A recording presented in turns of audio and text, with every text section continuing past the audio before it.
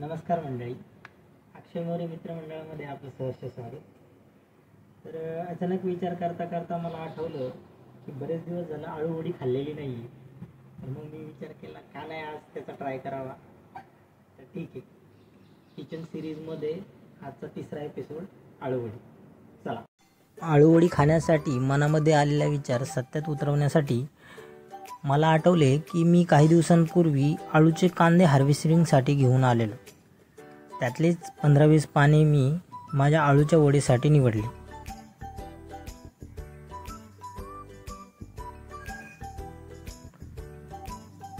तोडलेली सर्व आळूची पाने मी 2-3 पाण्यांमध्ये स्वच्छ धुवून घेतली.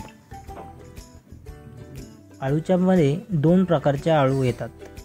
एका याच्यामध्ये तुमच्या घशांना ते आळूवडी किंवा आळूची भाजी खाल्ल्यानंतर खवखव होते. तर मी जे आळूची पानं आळूवडी बनवण्यासाठी घेतली आहेत त्या पानांमुळे कोणत्याही प्रकारची घशाला खवखव होत नाही. पण तरी पण आळूवडी खाताना पाठीमागच्या शिरा तोंडामध्ये लागू नये म्हणून मी सर्व पानांच्या पाठीमागच्या शिरा काढून घेतल्या.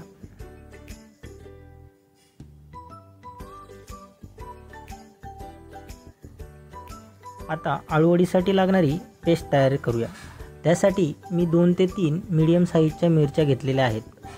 मिरच्या तोंडामध्ये येऊ नये म्हणून त्यांना मधनं चिरून मस्तपैकी कट करून त्यांची थोडीशी चॉपिंग केली.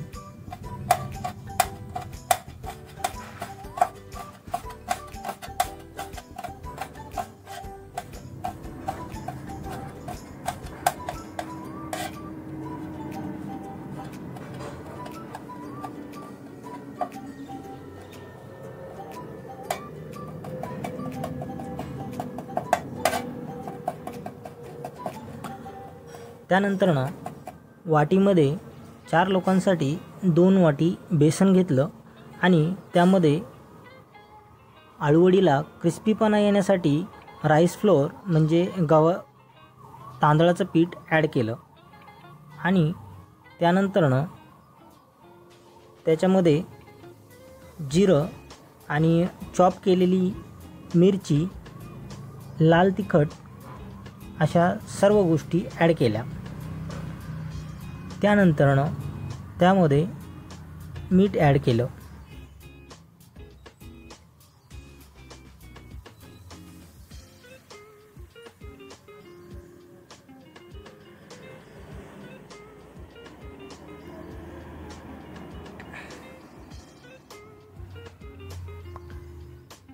तयार झालेल्या मिश्रणाला पाणी टाकून मस्त घोटून घेतलं. पेस्ट जास्त पातळही होऊ नये वा जास्त घट्टही होऊ नये याची काळजी घेतली.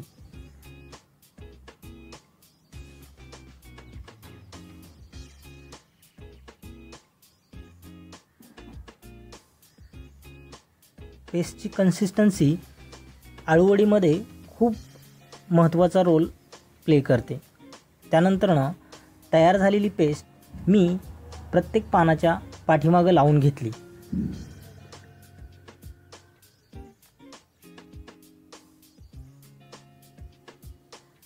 अशी एकावर एक अशी 4 ते 5 पानं मी एकावर एक लावून घेतली.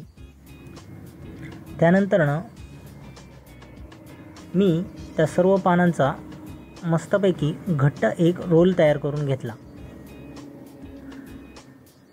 रोल बनवताना थोडा घट्ट बनवा की जेणेकरून आळूवडी मस्त बनते.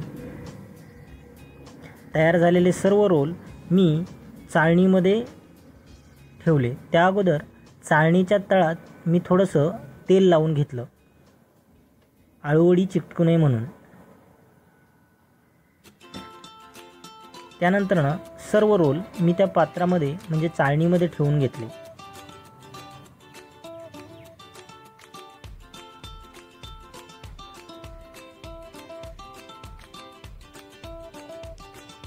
त्यानंतर मी मोदक पात्रामध्ये आपलं बोट बुडेल एवढं पाणी घेतलं आणि ते गरम करायला ठेवलं. गरम झाल्याचा अंदाज आल्यानंतर त्यावरती रोलची चाळण ठेवली मी सध्या मोदक पात्र वापरलं आहे. तुम्ही पातेल्यावरती चाळण ठेवून त्याच्यावरती झाकण ठेवलं तरीही होऊ शकतं. लो फ्लेमवरती मी 15 ते 20 मिनटं रोल शिजण्यासाठी ठेवल्यानंतरनं माझ्या लक्षात आलं की बाल्कनीमध्ये खूप सारी झाडं माझ्यासोबत बोलण्यासाठी आतुर झाली आहेत. म्हणून काही वेळासाठी मी त्यांच्यासोबत बोलण्यासाठी गेलो.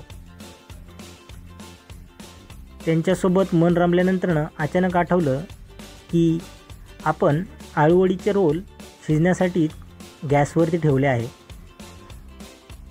मग शिजलेले रोल पात्रातून बाहेर काढले. रोल शिजले आहेत की नाही हे चेक करण्यासाठी आपण त्यामध्ये सुरी खोपवून जर बाहेर काढली आणि तिला कुठल्याच प्रकारचं मॅरिनेशन लागलं नाही तर याचा अर्थ आहे की आपलं रोल पूर्णपणे शिजले आहेत. रोलच्या छोट्या छोट्या वड्या कट केल्या.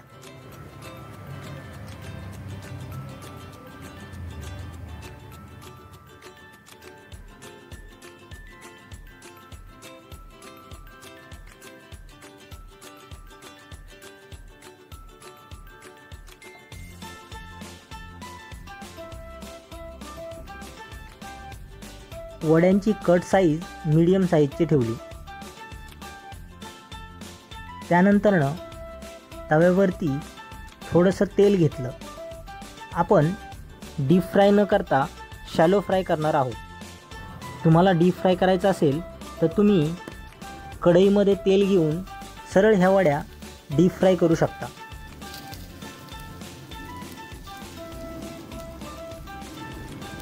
सर्व वड्या तव्यावरती व्यवस्थित सजवल्या. खालची बाजूला 10 ते 15 मिनटं वेळ दिल्यानंतरनं दुसरी बाजू पलटी करून ठेवली. त्यावर थोडंसं तेल टाकलं. दुसरी बाजू लो फ्लेमवरती 5 मिनटं शिजू दिली. आणि अशा प्रकारे तयार झाल्या आपल्या क्रिस्पी आळूवड्या.